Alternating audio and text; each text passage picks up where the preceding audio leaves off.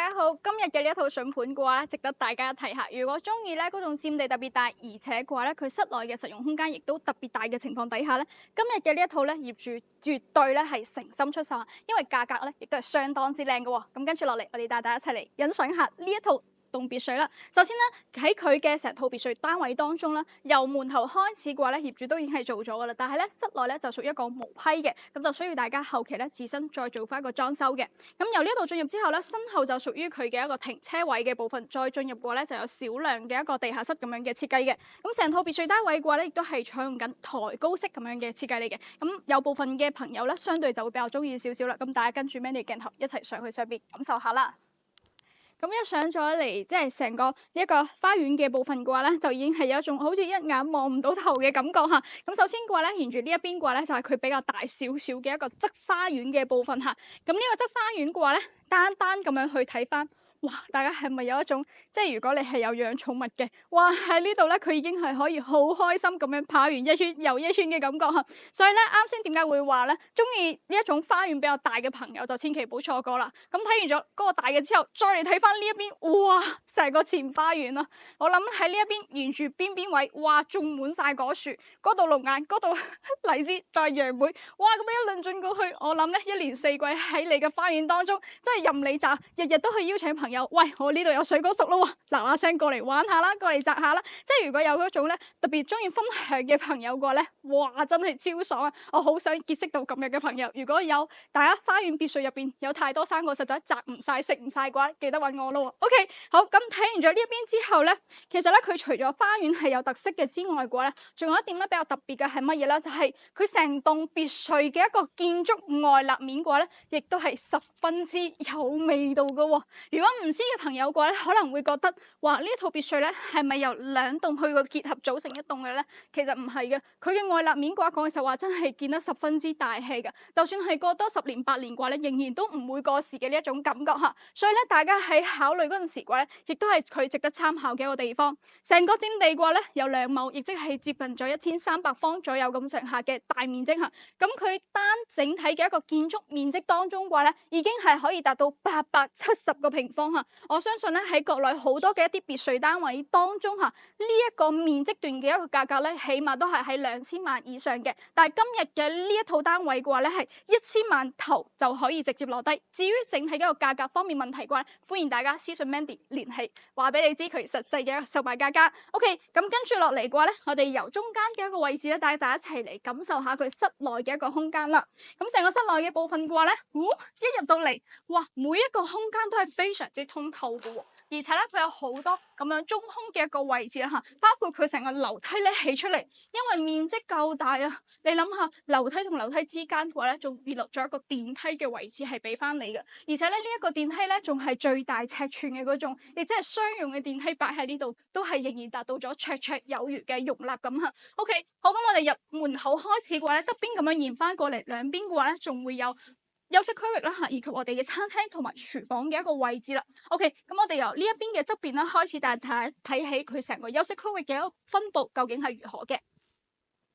首先側邊嘅呢一間嘅話咧，就係一個套間，而且咧成個套間嘅話咧，佢係獨立咁樣帶咗個衣帽間同埋我哋嘅洗手間嘅。除此之外嘅話咧，由呢一度推門直出嘅話咧，仍然有自己私人嘅一個陽台位置咧，再去到我哋嘅平台空間，亦即係咧成個即係你自己嗰個實用空間嘅話咧，老人家嚟到呢度住都係非常之爽噶喎。OK， 咁再過嚟呢邊嘅話咧，就係佢嘅公共洗手間位，以及咧側邊呢一邊嘅話咧，仲有另外嘅一間休息區域，而且咧呢一間休息區域同樣係採用緊套間嘅一個設計。你再睇埋兩面嘅一個採光窗，側邊嘅話咧，仲有啱先我哋睇到側花園嘅一個涼亭部分，哇！真係覺得喺呢度居住嘅話咧，呢一種生活咧，先真真正正叫做喺度體驗緊生活嚇。而我哋而家住緊嘅話咧，高層單位咧，同我哋嘅別墅單位最大嘅區別係乜嘢咧？就係如果你住緊嘅係別墅單位，咁你就真係可以喺成套單位入邊咧，係任你為所欲為嚇。而喺高層單位當當中嘅話咧，佢就會有更加多嘅限制。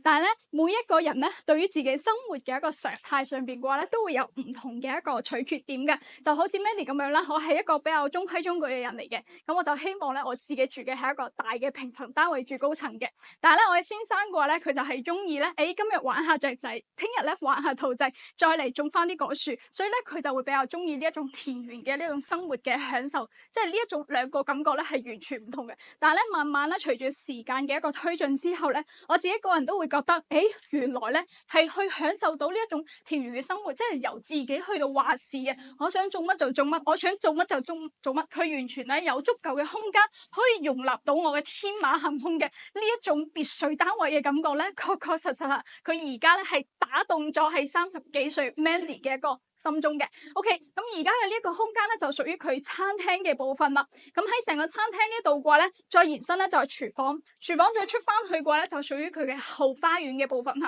咁成個花園嘅一個佔地嘅話咧，基本上咧就以側花園同埋前花園為主吓。反而咧後花園部分嘅話咧就冇太大嘅睇頭啦。咁大家嘅話咧亦都可以話我已經係將我最好嘅一個展示面咧喺前院就已經係展示俾大家睇啦。OK，咁成個餐廳呢邊嘅話咧係非常之長身嘅，所以咧如果係即係中意打麻雀啊，或者咧係中意做珠馬呢啲嘅話咧，喺前面嘅部分咧仲可以隔多一個位置啦，係獨立咁樣俾自己做磚，或者係去同朋友去打麻雀啊，或者中意飲茶嘅朋友嘅話咧，喺呢一邊再擺翻張茶台咧，亦都係十分之悠閒嘅。呢一種愜意嘅生活嘅話咧，講起實話，佢確確實實咧係平層單位當中咧，可能係帶唔到俾大家嘅。OK。咁除此之外咧，由側邊呢一度進入嘅話咧，仲有另外嘅一個空間啊！咁你可以將佢當係房啦，或者係雜物房啦，等諸如此類都係完全 OK 嘅。好，咁睇完咗一樓之後，而家迫不及待咁樣想同大家一齊嚟分享下佢2樓當中嘅一個佈局啦。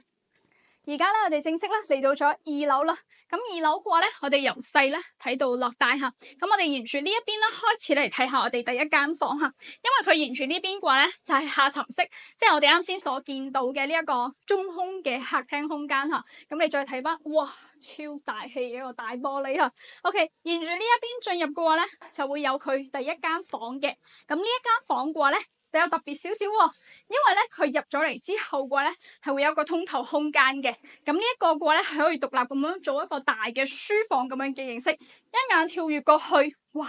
完全咧係一個即係非常之靚嘅一種景象嚟嘅。而且咧，因為呢一邊嘅話咧入住率十分之高嚇，所以咧你咁樣望過去咧，望到十分之殘舊嘅一個別墅嘅話咧，係相對會比較少見少少嘅。OK， 好，再過到嚟呢邊嘅話咧，係佢嘅休息區域，獨立嘅衣帽間。獨立嘅洗手間，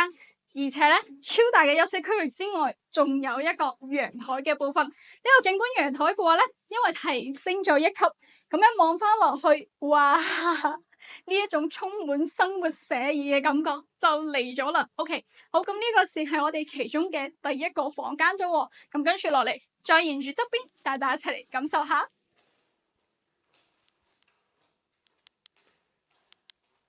另外嘅呢一間房嘅話咧，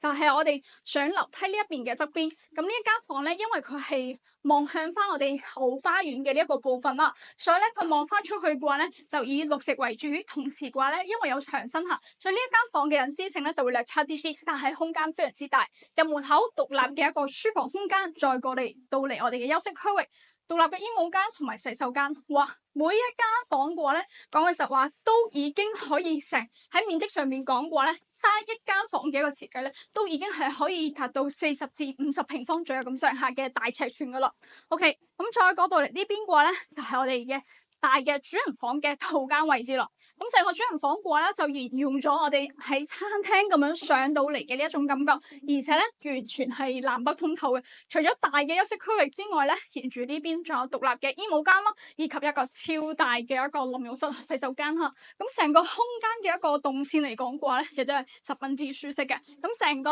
2樓嘅部分嘅話咧，你唔好睇佢整體嘅面積有咁大喎，但係佢淨係做咗3個超大嘅多功能套房啦。OK， 咁跟住落嚟再帶大家感受下佢閣樓嘅部分。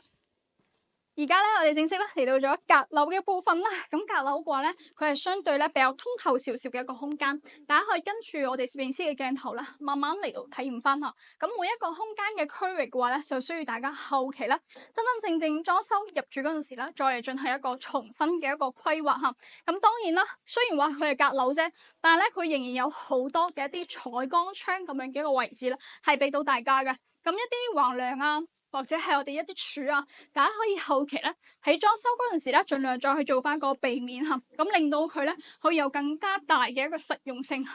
而且咧，如果係屋企有小朋友嘅，係喺大概15歲以下嘅，我諗咧成個閣樓嘅部分咧，絕對係佢非常之中意嘅一個地方嚟噶。OK，咁我哋成套別墅單位嘅話咧，睇到呢度就已經係同大家一齊分享完啦。如果你有興趣或者想了解更加多詳細資訊，歡迎大家留低留言或者直接致電預約 Mandy 過嚟睇演唱。未關注嘅朋友記得關注同撳旁邊嘅小鐘，咁樣先可以及時接收我哋嘅最新消息。下期再見，拜拜。